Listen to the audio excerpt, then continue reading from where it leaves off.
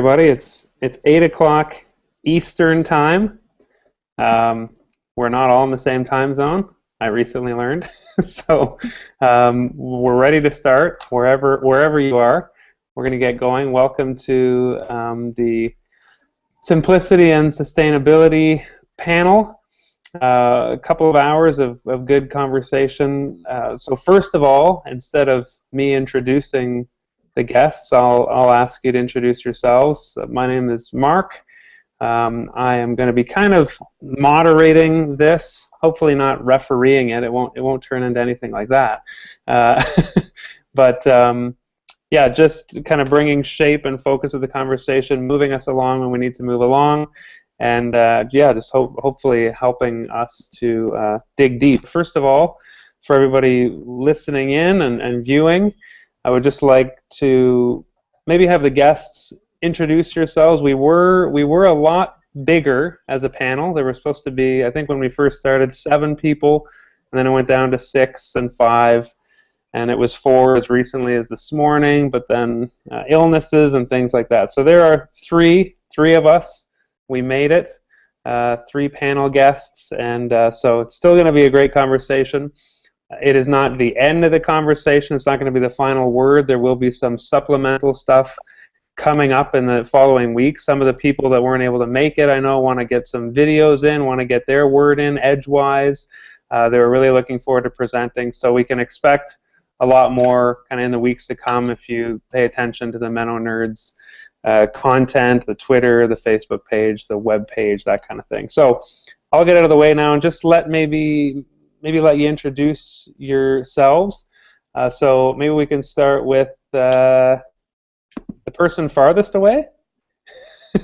Oh, you're thinking about me. So first of all, kind of, where are you? What do you do? And basically, you know, what do you do? What I mean by that is, why are you interested in this kind of topic? Why might you be qualified to speak into it? So, you know, kind of credential up. Let us know why we should listen to anything you have to say. So, yeah, just start. Where are you, and why are you into this? Thank you very much. My name is Michael Grenholm. I live in Sweden, over in Europe, and I've been part of the MennoNerds since 2013. Blogging at a blog called Holy Spirit Activism. Unfortunately, I couldn't get this nice card that you others get, so you know, people have to remember it rather than reading it. But you're all welcome to my blog, and I got a YouTube channel with the same name. What I do is studying theology. I'm writing my bachelor thesis this semester, and I'm writing on community of goods, which God really has put on my heart since many years back. And I've been sort of debating, especially here in Sweden, but also internationally through the internet, about the need for simplicity and the problems with wealth, the problems with inequality.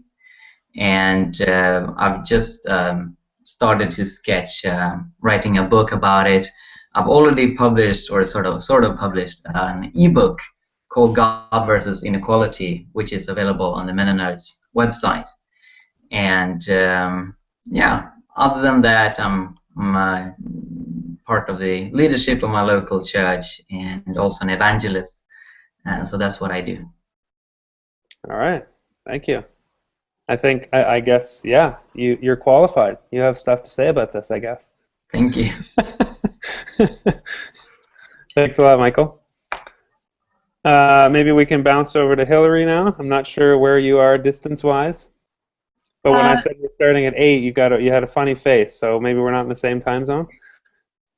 It's just after 7 o'clock here. Oh, okay. I'm the associate pastor at Lombard Mennonite Church outside of Chicago. We're about 40 minutes away from downtown Chicago, well entrenched in the suburbs. I think initially when we started this panel, I believe what I said is I don't feel all that qualified in I don't feel as if I'm living a particularly simple and sustainable life. But that said, I think one of the fascinating things about the Chicago suburbs in particular is that they have some of the infrastructure and some of the things in place to begin to work at simplicity and creating sustainable suburbs. And they're going to have to do that. So I approach this from a pastoral perspective, pastoral care perspective, a biblical justice perspective, and then the very practical, what do we do with our lives, given our legacy of simplicity and the struggle that it is to live that out. Yeah. Okay, so I didn't mean to press a nerve when I brought up the qualifications question. No, I just felt like I should be transparent. Yeah, I didn't realize it was so prescient to your initial reservations for being on here.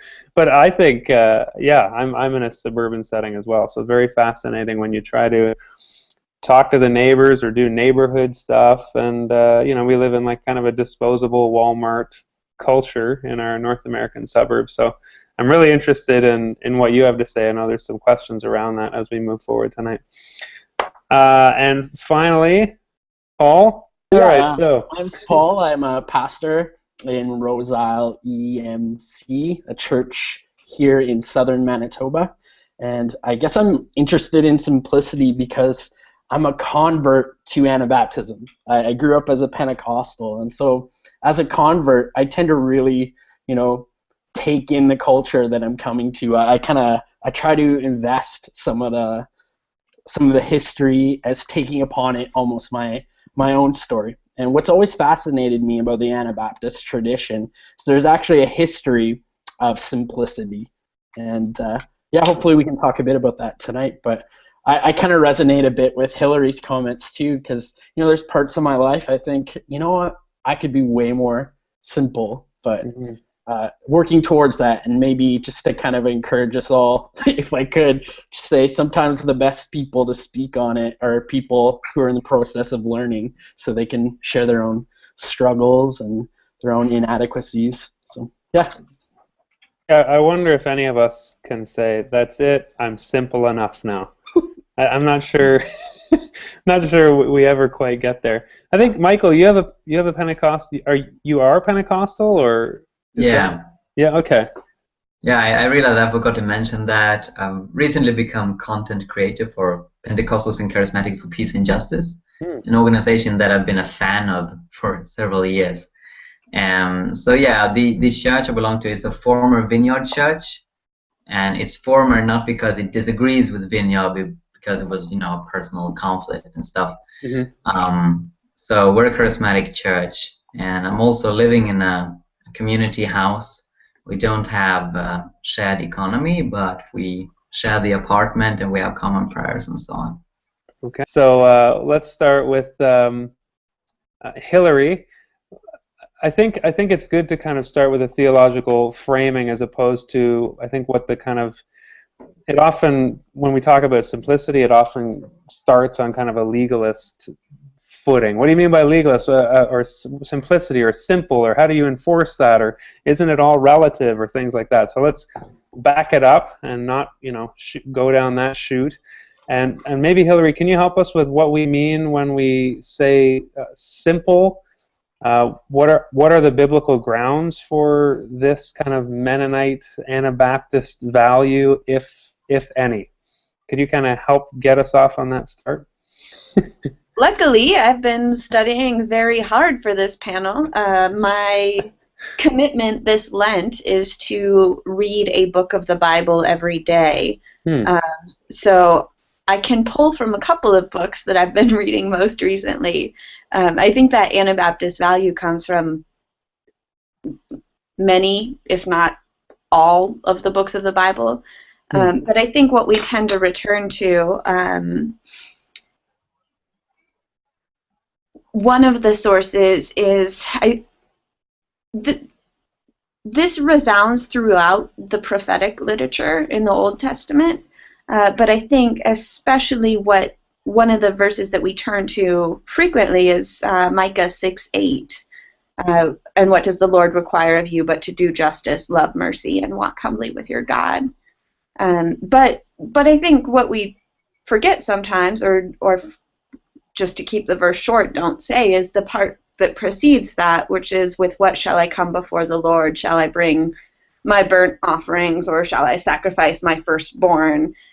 And so in a way, that's within the culture of the Old Testament and the ancient Near East culture, it's how complicated is my worship of God?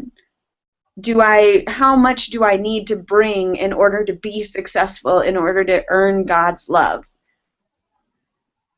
And the answer is, you bring yourself, and you bring your sincerity and your relationships. Really, there's nothing that you have to bring materially but relationships. And I think the second book or passage that I would highlight is, today I've been reading through the book of Mark, and I think what's incredible about Mark as a gospel is how quickly it moves. It's just one thing after the other. So it feels very quick and very fast-paced, but at the same time, really it's just Jesus like hanging out with people in different settings. And so he's here and then he's there, but really the whole book is like, meh, let's just, have some conversation and whatever. So that again, Jesus is a relational guy. He's not a guy who's asking people to do more stuff. He's asking people to do less stuff.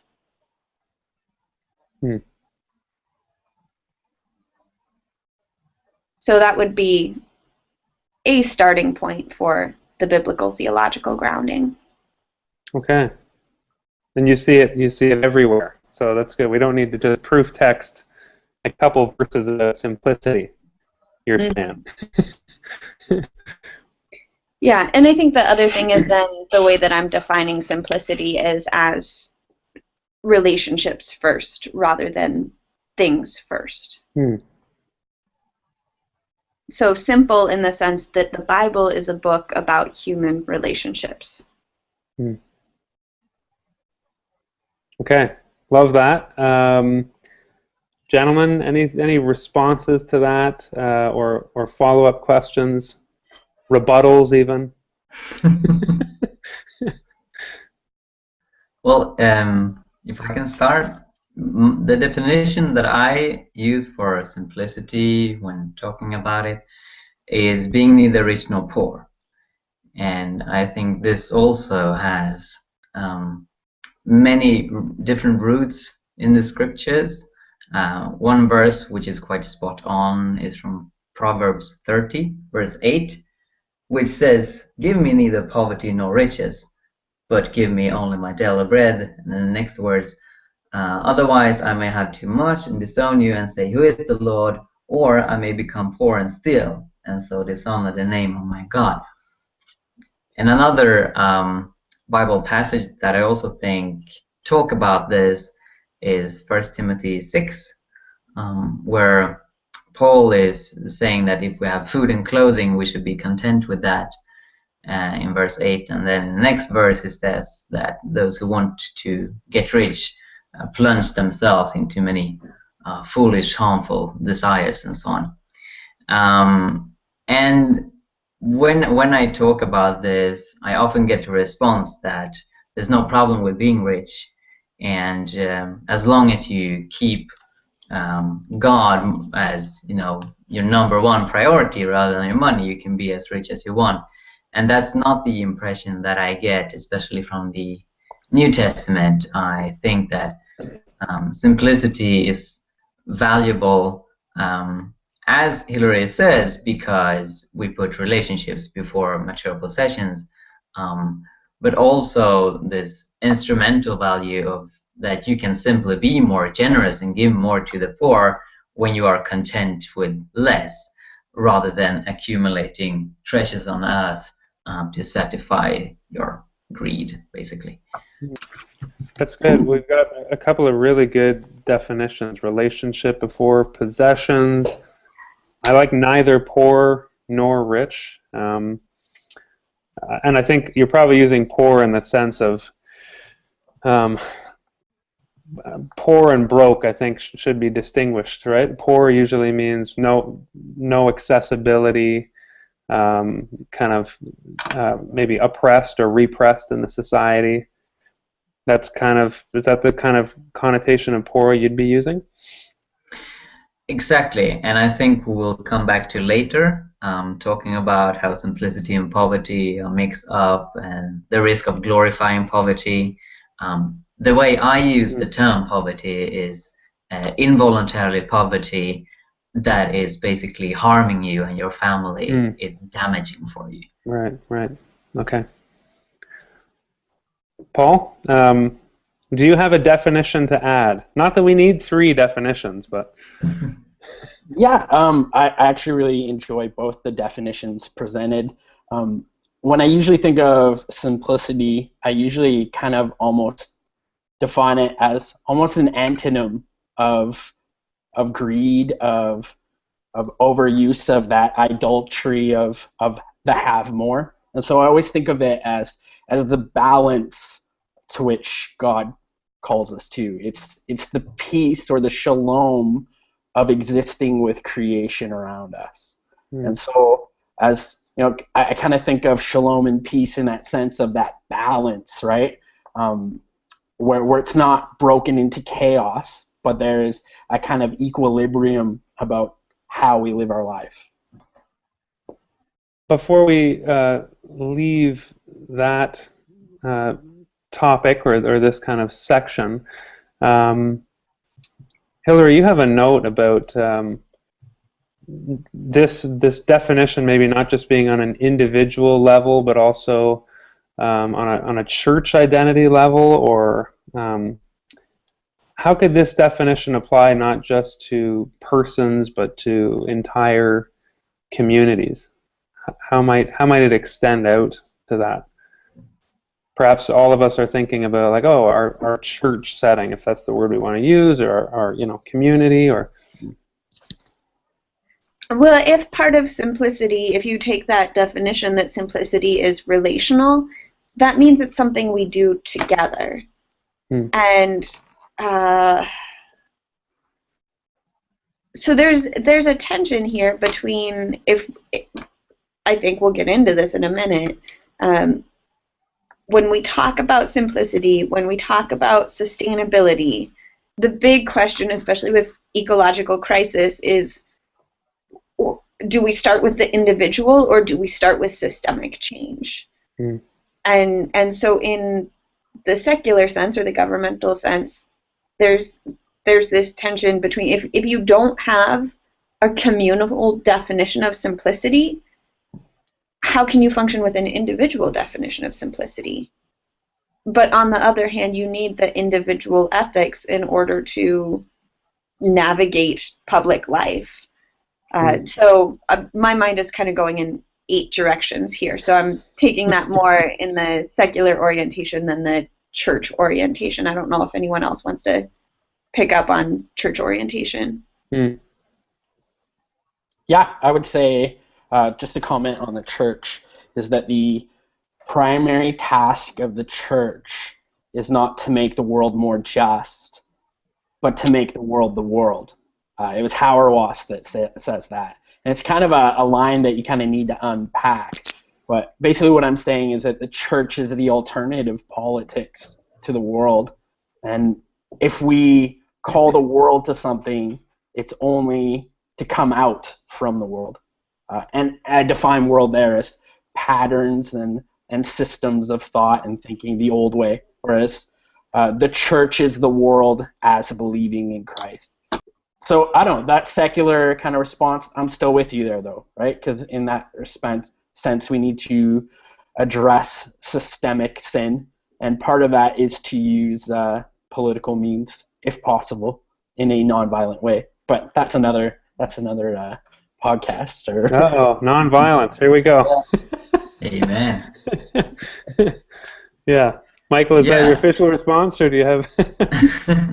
Now, when it comes to systemic change, when we talk about the church, I think one of the most vital things that needs to be done is that the house church movement needs to expand and become more normative. And what I've been arguing for here in Sweden in the Christian press for the last 2 years is that we need more churches who right now have church buildings and such facilities to transform into house churches. Another term for the house church movement is the simple church movement. And that's really true. I'm part of a house church myself. Our facility costs around $0 a year. And that means that we can give so much more money to missions and to helping the poor. I think 1 year, 50% of our budget went to that, and the other 50% went to a camp that we arranged. I think that's a crucial thing to simplify. And it's very evident when one visits the majority world, Africa, Asia, and Latin America. The churches there are so much simpler.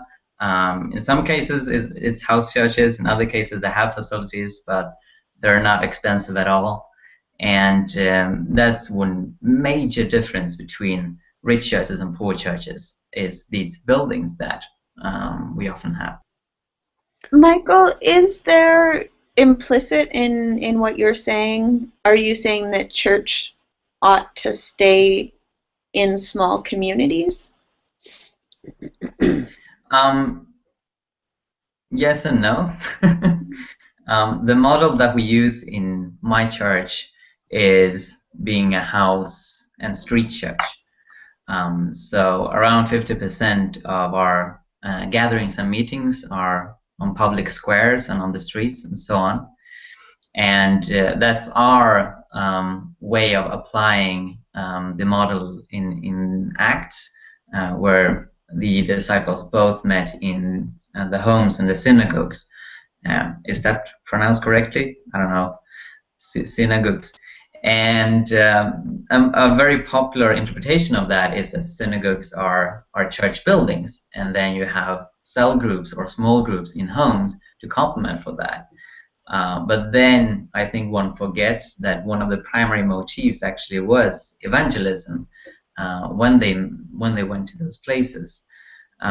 So the model that we have on a very small scale is basically that we can fit a lot of people when we do public evangelism, and then we go to different houses and have our services there. And that's a model that I'd like to see on a broader scale. Unfortunately, many house churches are quite isolated and don't evangelize that much, and that's a risk that I think that one should avoid. If we're ready to kind of move on from there, I would like to ask Paul, is there anything to speak to? I think maybe you're itching to talk about kind of the environmental side. Is there anything environmental to say to this topic when we're talking about not just simplicity but also sustainability? How do we open up the discussion around the environment, environmentalism? What does it have to say to that? Well, yeah, for starters, I'll say that simplicity is probably the foundation of how we're going to move forward to be an environmental people. But let me first address some of the questions around the questions. Because before we can talk about simplicity and the environment, we kind of need to talk about the importance of creation care. And something that I don't take for granted is that not every Christian is on board with the idea that creation care matters, that we need to care for our environment. In fact, some people think, well, they don't even connect the two, right? So, yeah. I have to address that, right? So let me start by saying this, is that some of our concepts, some of our theology, and some of our ideas around the environment are pretty off track, I'll say, to be generous. So for instance, some of our views of ultimate redemption tend to focus on heaven as the final place of the saved. And by heaven, it's usually meaning some place detached from creation, away from the earth, right? Or another kind of theology that people might suggest is that our eschatology is that the earth is just going to burn up in Armageddon. And so there's this sense of, when we talk about the environment, many people say, well, why should we even care? Like, why bother changing the wallpaper if you're just going to knock down the house, right? And so what we have to do is first address those kind of things. And just really quickly, I'm trying to move quickly here, but my counter to that is that heaven is not just a place in the sky, but rather it's God's dimension of what we think of as reality. And the vision of Scripture is always not just a new heaven, but also a new earth that join together in the picture of the new Jerusalem coming down and joining the earth, right? The new earth and the new heavens. And what I want to say is that to promote heaven as a final resting place of humanity, as a disembodied experience, like you're just kind of floating in the cloud with your harp, well, that's not Christian hope. That's more Gnosticism. That's believing that, that creation is not good and that God is ultimately going to redeem creation.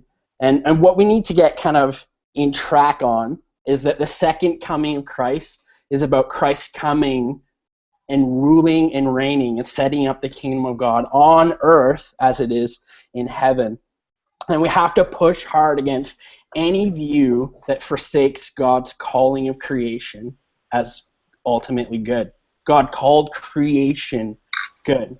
So our theology of creation care comes out of the Genesis 1 and 2 accounts where God, looks at creation and, he declares it good. But also, moving on to the New Testament, definitely Romans 8. Romans 8 is kind of the foundation of where we look at when we see what God is doing in this earth and with humans. So we might put it like this. In Romans 8, towards the last half, Paul talks about, there in verse 19, he says, "For all creation waits in eager expectation for the children of God to be revealed." And I think what Paul's point there, if we were to sit with Romans 8, and we don't have time to do that today, but I'll just put it simply as this, is that when humanity is redeemed, when God's image bearers are redeemed, creation is also redeemed, and it's put in the right. And that's the ultimate point of the Apostle Paul's soteriology, right? Salvation is not just a private experience, but it's a cosmic experience, and creation is a part of that. That's why in Romans 8, again, Paul is saying all of creation is longing for the day, right? It groans with eager expectation.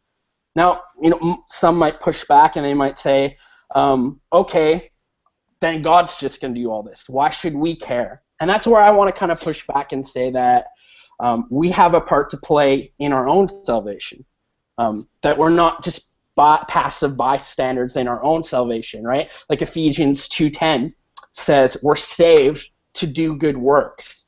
And so my question today is kind of how much more so in the redemption of all creation? How much more so in the way we interact with God's good earth? If Adam and Eve were meant to steward creation, how much more the sons and daughters of the second Adam, Christ? And so where simplicity comes into this is that I really believe that the best part of living simply is that you learn to consume less. You put less of a burden on this earth. And I believe that's just the foundation for how we move forward in environmental care. So if I own a smaller house, it requires less heat, it requires less power, I have to fill it with less stuff, and I leave a smaller footprint on this earth. I'll just start there. I'm going to pause and allow for a bit of feedback. I would say this seems like a salient time to bring up Kanye West. I wasn't expecting that. Like most moments are appropriate for some level of Kanye, but in particular, I don't know if you all watched the live stream of Kanye West's new album, Life of Pablo, but so the highlight, right, is when after you listen to like an hour of Kanye making music about Kanye, is that you get to the end and he's like, guys, I'm so excited for my next project. I'm making a video game about my mother ascending to heaven. Like, this is his project. And if you don't know the backstory, like, Kanye's mother died shortly after he became famous, and I think the pastoral psychoanalytic side of me would say Kanye carries a lot of that guilt. And what he is doing in this video game is, like, there's this beautiful image of his mother in her white pajamas jumping across the clouds like Mario, and she bends over and these wings just pop out of her shoulder blades. And I think this is Kanye getting at this, like, I can't heal my broken relationship with my mother in this life, but I will for her the goodness of God and heaven in her life after death. And that's where the setting right of things happens. And I think as a result, I think a lot of that is coming out of Kanye's total inability to reconcile anything in his living. That he's just banking on, I'm not saying Kanye lives a bad life, I'm going to let him speak for himself, but that I think he carries this sense that, like, I can't reconcile anything in this world now, I have to wait until death, which is a sense of theological hopelessness. Maybe I'm the only one who spends that much time with Kanye West, but that's what it got me thinking about. So does that do you think that in popular culture that propagates the mythology that, Paul, you were talking about? I think it does. I think the other thing that I would add to what Paul was saying is he was talking a lot about the New Testament, but I think even in the Old Testament, I've been reading a lot of minor prophets lately, but again and again, what the prophets say is, like, if you believe that God is sacred, if you believe that like we ought to honor the sacred, then we do that now. We do that in our lives. That, like, it's not like salvation and then everything else we just have to wait till we die. It's like if you are saved, then you act as if you are saved. You are a healing presence in the world. So is simplicity its own reward? Can simplicity be its own reward? I feel like a lot of the time we need the carrot of the wings and the cloud, because simplicity is such a bummer. Paul, would you say, and the prophets and this whole tradition that we're talking about, what's the missing piece there? Can we get to a point where living simply and simplicity is its own reward, or do we need to just kind of grind out our life of simplicity here, and then, the harps and the wings and all that await us as a reward for this super bummer way of living? I'll put it like this. I think a good way to also frame simplicity is to think about it as a spiritual discipline. So there is that part of it where we may feel like sacrifice at first, but I think the purpose of all spiritual disciplines is actually to free us, to make us into the image of Christ. And in that way, I think, sure, there's an inward reward. Like, if I have less things in this world, I have less things to worry about, right? Like, if I have a house that's half the size of everyone else, it's probably going to cost, I'm going to say it's probably going to cost half as much. So that's half as much worry I have to put into my mortgage and things like that, right? Like, because there's that sense where our possessions tend to possess us, right? The things we own us. So in that way, I think there's a huge reward. Yeah, a lot of thoughts. So I understood that I, as a Christian, am called to help the poor back in 2007 when I was reading the Gospel of Mark. And so I really made an effort to sell stuff that I didn't need and to give as much as I could to the poor. And this was in the same time as the, Al Gore awakening and stuff like that. And the environment and climate was talked a lot about. And I didn't really care about that because I knew that my calling as a Christian is primarily to humans. And I couldn't really make an effort to care about polar bears and plants as much as people who are starving or suffering from malaria in other parts of the world. Then in 2009, I got involved in an aid organization as an activist, and we were campaigning for just a climate deal in Copenhagen. And that's when I really understood how these things are connected. This aid organization were part of a global campaign, which it was called Countdown to Copenhagen, and it was emphasizing climate justice and the fact that poor people are so much more the victims of climate change and other environmental problems than rich people. And then, of course, I understood, whoa, so if the environment is hurt, people are hurt as well. Now I do believe that everything that God has created has its own self-worth, even though I still believe that humans have a special position and that we as fellow humans have a special responsibility for others. So I found this an effective way also to convince others who are very skeptical to the sustainability movement and the green movement, and who say either that we should focus on evangelism or that this earth gets ruined, which I think for the most part is just something they say. I don't think that it's commonly the cause of such thinking. I think it's rather their culture and their socioeconomic behavior and so on. But it's still there. When I point out, for example, that more people die in the majority world due to air pollution than due to all diseases combined, and that includes HIV, malaria, tuberculosis, all diseases.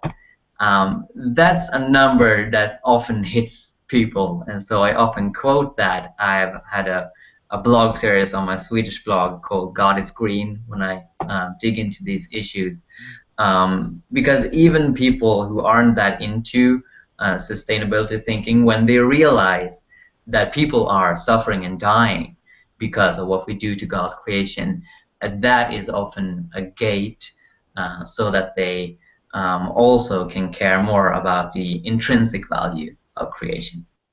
Yeah, sometimes the way to shift the thinking, I guess, is to place humans kind of at the top of the pyramid as people's gateway into caring for the rest of the stuff. I mean, I only recently revisited, I knew it felt wrong, but Paul, as you were talking, I mean, the whole creation narrative, it was good, it was good, it was good.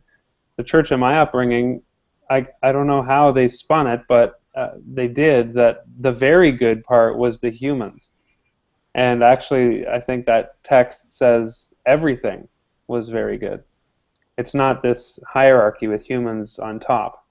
Well, in some ways it is, though, right? Because like humans are God's image makers, and it in the Genesis text there actually is a differentiation. Right. Genesis, when it speaks of humanity, it's of man and later Eve. It is very good, but often I think some of the problematic thinking is we forget what our goodness is for.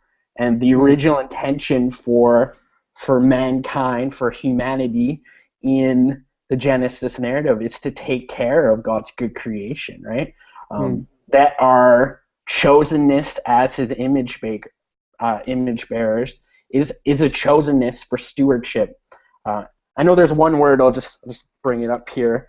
In the Genesis account, it's have dominion over all creation, right?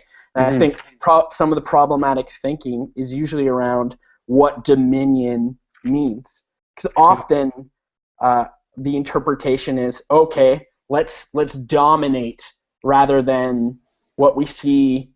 And now I'm jumping forward because I think all good interpretation of Scripture goes back to Christ. Christ reveals to us that proper dominion, and Christ has all power, is the ability to make yourself less, to have that kenotic kind of emphasis of Christ was made nothing. He became a slave to all, right? He lowered his position. And that's where we see what true humanity is in Jesus. And because Jesus comes and serves all, and I would say even creation, we too are inspired and we take that model and run with it. We too should serve all.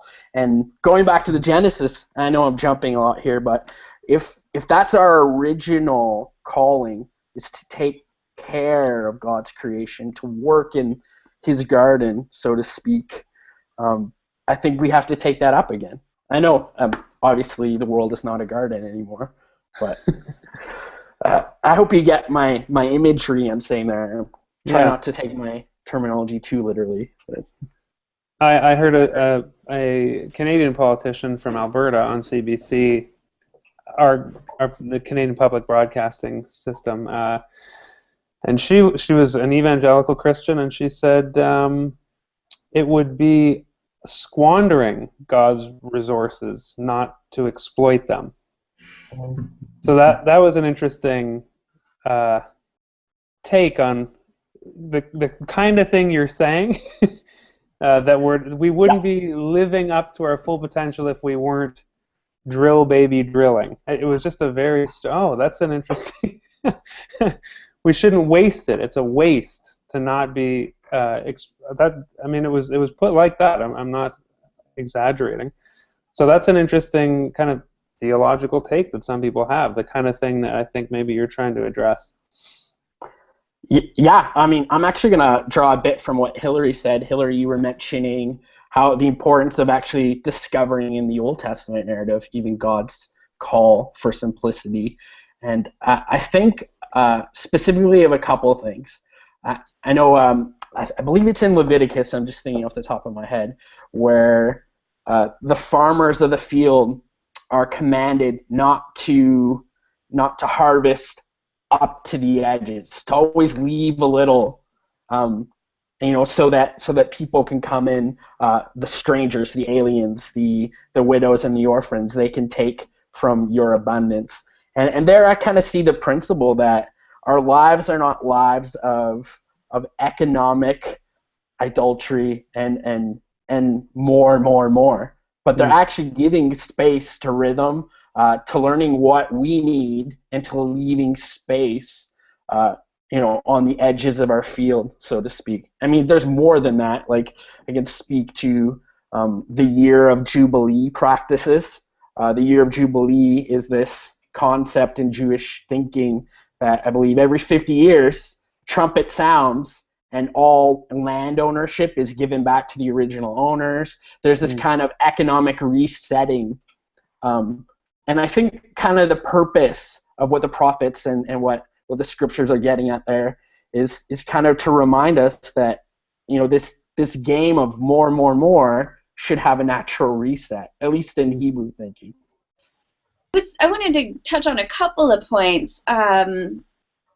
What I hear Michael and Paul saying is a more like, yes, we should be, the Bible is an anthropocentric book. Let us be anthropocentric in our spirituality.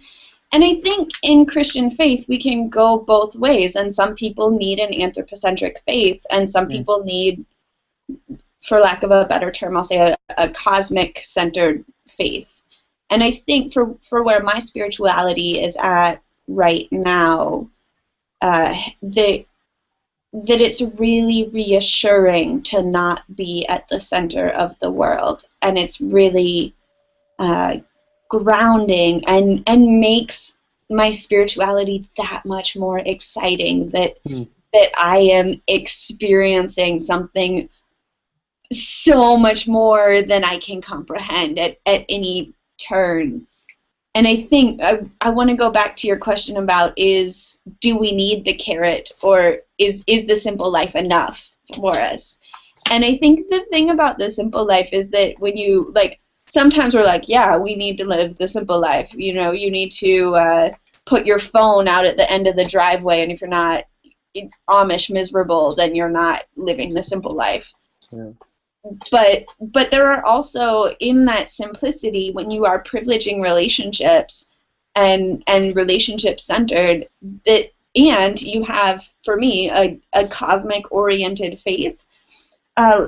Last 2 summers ago, I learned how to raise monarch butterflies, and they only live on the milkweed, so you have to have milkweed, and this is why monarch population decline 90%, blah, blah, blah, blah, whatever.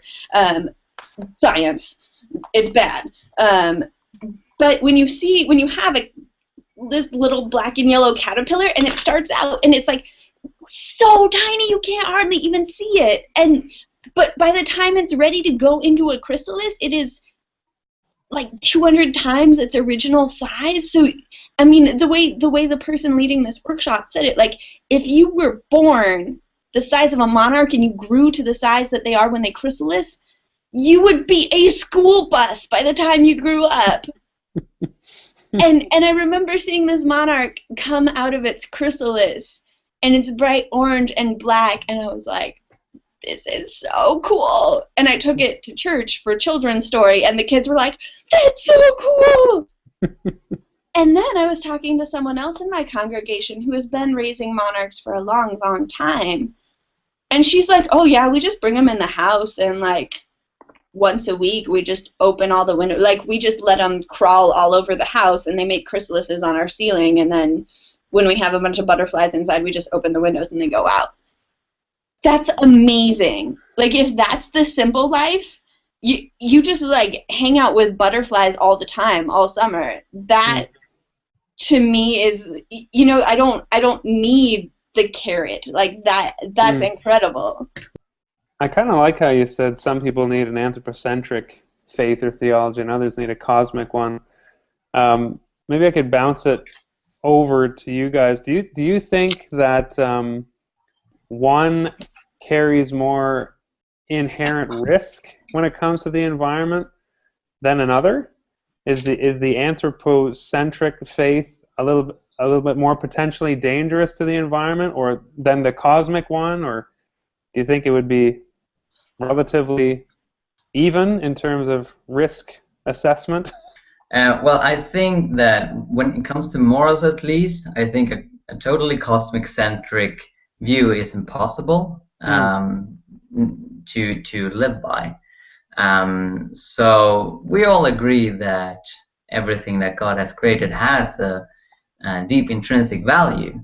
And in some sense, it is, as you say, when God creates everything, it is all good. But specifically when it comes to morals, I think that the morals that Jesus is teaching us to hold really fits well with, the modern notion of human rights, all humans' rights to life and so on. And if you would take that, grant human life, human rights to all living creatures, both, I guess, animals and plants, life really becomes impossible for us humans. And you could say that you can go do that, and then letting it be very obvious that you're a sinner.